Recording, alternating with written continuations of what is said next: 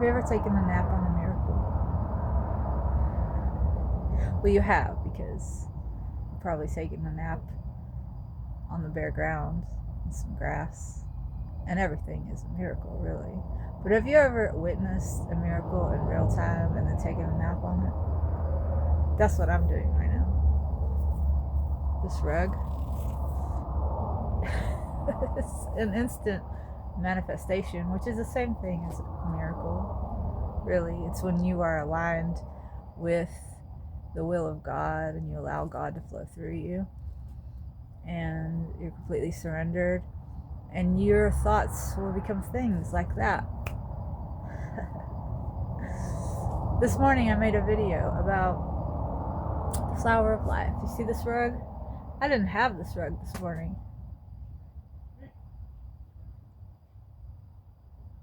I woke up 4 a.m. the sound of rain falling on my bell tent, because I'm out in the woods living on a property that I'm developing, and I have the idea that I need to make a video about the flower of life.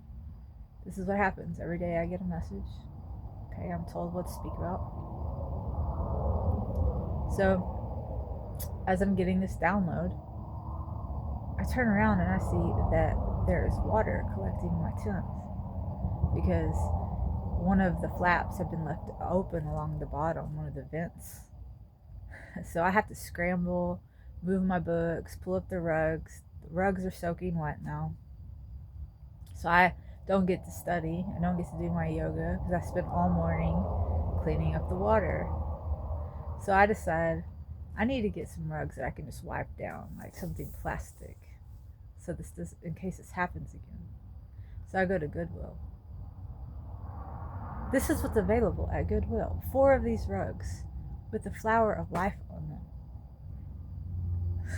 I didn't go online and try to search for a rug that had this pattern on it. This is not a coincidence. This is thoughts becoming things. This is divine orchestration. This is God winking. This is how life works, how it's supposed to work. Our thoughts are always becoming things, but when our thoughts and our will is not aligned with God's, there's a lag. So you won't always notice it right away, or ever, maybe even at all, because, there's so much time that is in between your thought or your words and the manifestation that you don't connect the dots. But in the last few days, I had a situation where I sat down in a park to make a video about usury. Randomly, in the spot where I sat down, there was a corner of the Bible, Matthew chapter 7, where Jesus is speaking to false prophets about how you claim to do good things in my name, but I never knew you. I will say I never knew you. Okay. He also spoke in the same way to the moneylenders, the people who practiced usury. That's not an accident. Okay, I find a passage from the Bible talking about the same topic, pretty much, that I'm about to make a video about.